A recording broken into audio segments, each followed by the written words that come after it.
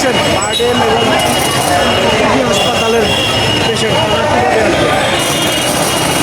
কীভাবে আসবে?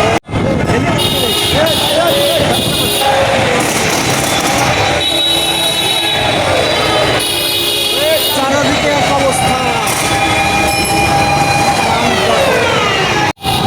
শাহবাগ চত্বর ক্রস করলাম মাত্র।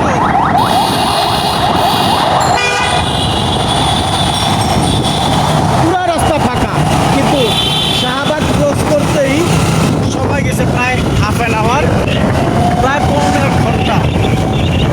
দেখ, সবাই আন্দোলনে পেতে থাকুক, আমরা হ্যাঁ, আমরা যাতায়াতে পেতে থাকি। সবাই খালি আনন্দ করো আর মানে আন্দোলন আন্দোলন এই তো রোড ব্লক করো আর অ্যাম্বুলেন্স আটকে রাখো, রুগী যদি একটা মরে ওটার জন্য ভালো হবে।